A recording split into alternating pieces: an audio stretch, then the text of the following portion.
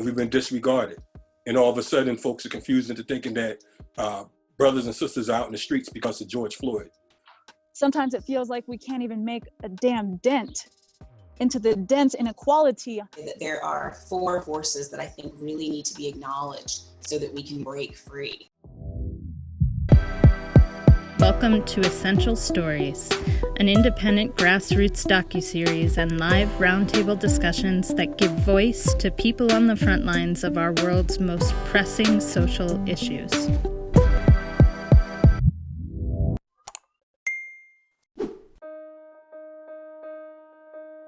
As a family empowerment coach and psychologist, I help my clients break free from what I call stable misery, which is that place we find ourselves where things are moving in a relatively stable way, but in 1 or 2 areas of our life we're unfulfilled, unsatisfied, unhappy, or just living out of alignment with our highest, wisest selves.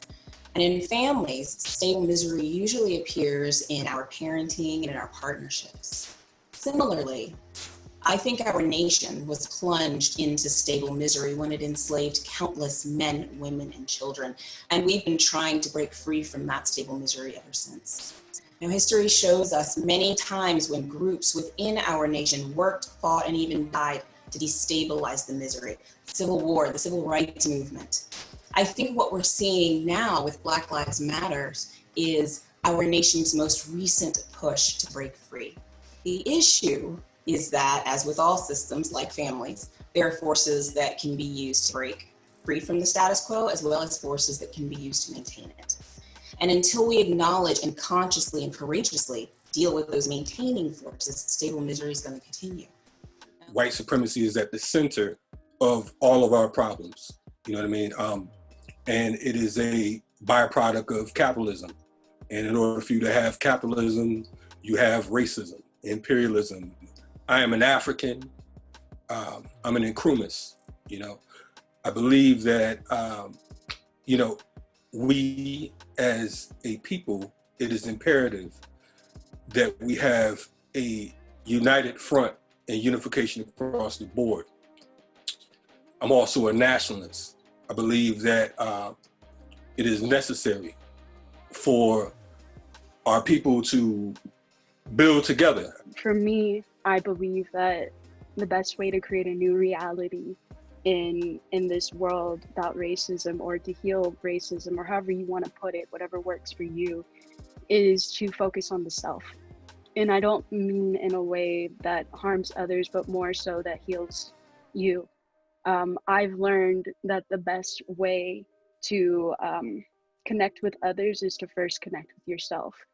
And I highly advocate and publicize that, specifically for melanated people, because we are the only people in this country that don't really know who we are, because our culture was stripped through colonization.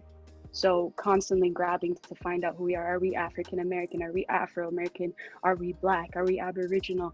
I have the tendency to let go of all, if not many types of labels in order to free myself. It seems we always complain about racism. Fortunately, growing up in Ghana, when you wake up, all you see is Black people.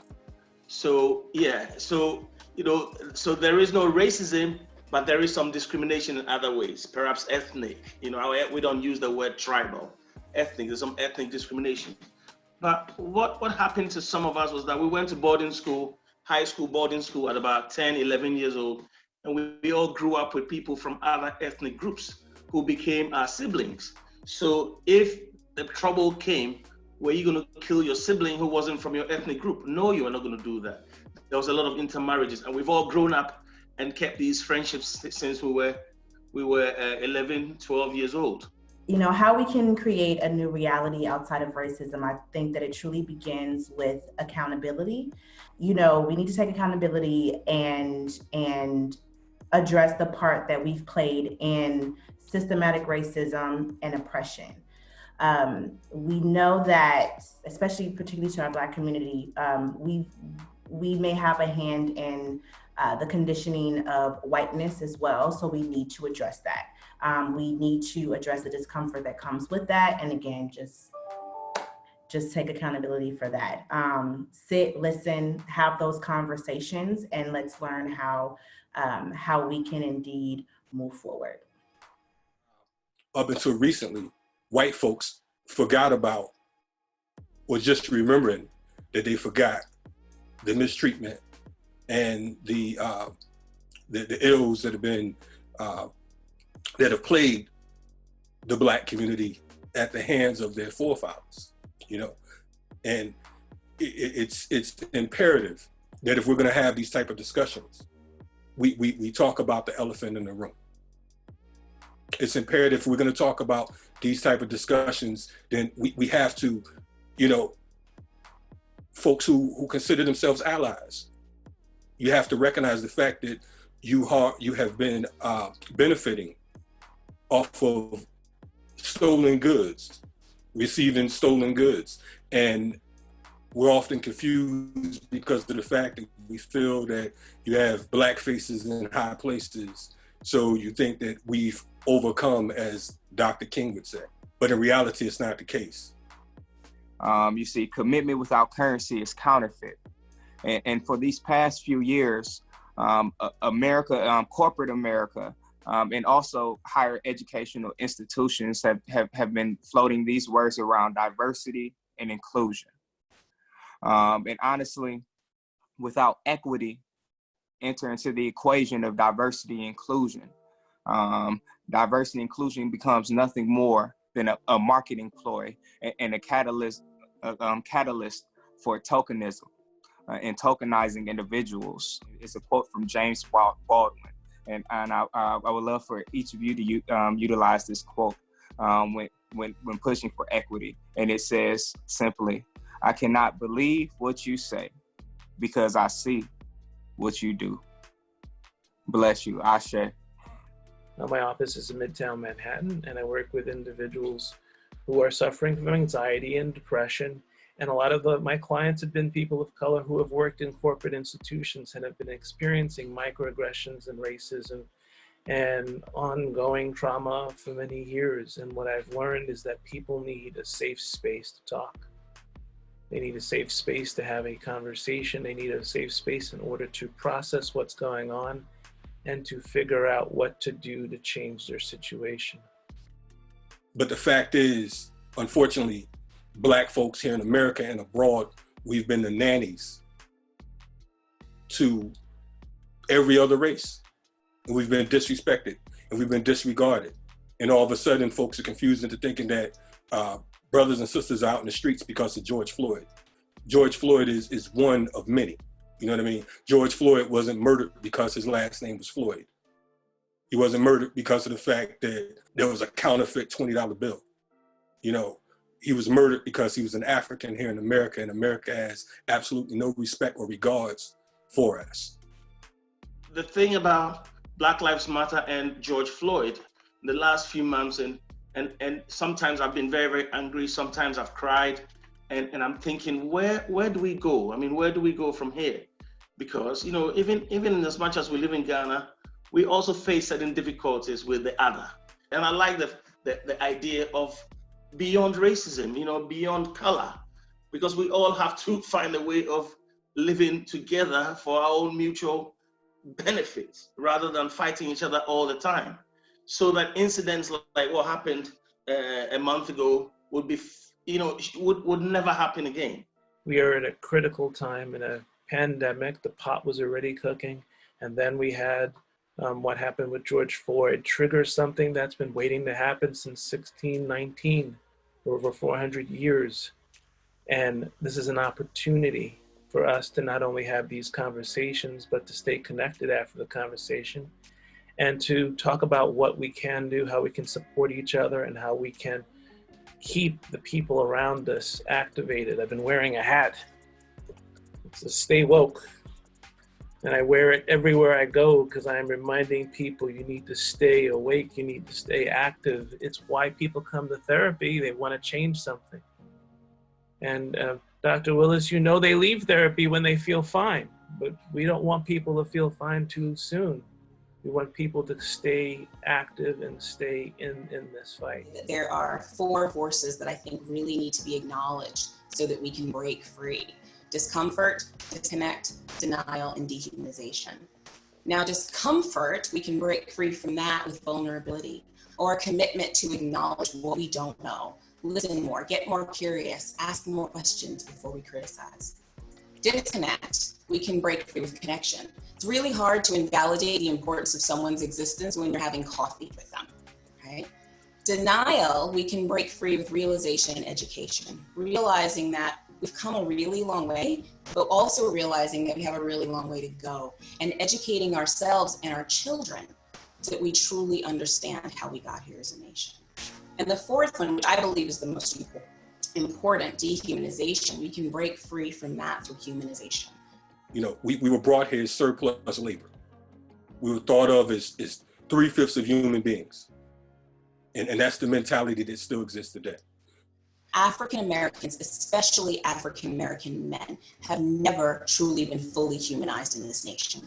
And I believe this is a large reason why it's so easy to murder them. When we were kidnapped, enslaved, brought to this nation and sold as property, we were literally seen as less than human. And that cataract has yet to be corrected. And as long as we continue to be seen as less than, it will be difficult to truly break free from this nation's stable misery. But the counter forces that I named are the cataract correctors: vulnerability, connection, realization, and education, and humanization. When those are wielded by enough people, the right people, especially our children, I believe that we can absolutely break free and create a reality outside of racism. If we are all one, and if we all come from the sun, then why do we hurt each other so much? Can't we choose compassion and a gentle touch? We are all soul reflections of one another, every sister and brother, and murderer and molester, preacher and professor, rapist and racist. Damn, it's hard to face this. Are you telling me that there's some part of me that is racist? Shit. And I have to heal it? I have to face the truth. Heal myself back to love so I can teach the youth. Heal myself back to love, merge back with the above. Everything, everywhere is broken. And broken isn't a bad thing. Sand is made from broken seashells. Mushrooms flourish from a tree that fell. And a seed must be broken to grow.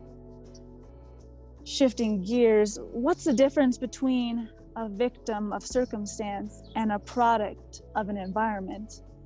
Sometimes it feels like we can't even make a damn dent into the dense inequality that we set up on this earth stage. How the hell are we gonna heal this rage? We can sublimate raw male energy into creativity and power. This may be our darkest hour, but it's always darkest before the dawn. So it's okay. It's okay to feel however you're feeling. Remember, your community is here to be a catalyst for healing. You're never alone, but it's also okay to feel alone or want to be alone. But luckily now you can just pick up the phone or connect with somebody who feels the same. Someone else who is so sick of playing this game of separation and suffering and shame. I cry out in surrender. I just want to heal. I just want to let go of blame. We are enough. We are enough. But to remember that is tough. And we are enough. We have all the answers in front of us. We are visionaries and we are solutionaries and we are leaders, developing our inner meter for understanding and building a strip of landing and not putting up with any more bullshit. Back into the arms of Mother Earth Gaia. She'll cradle our grief, and together we can ascend higher.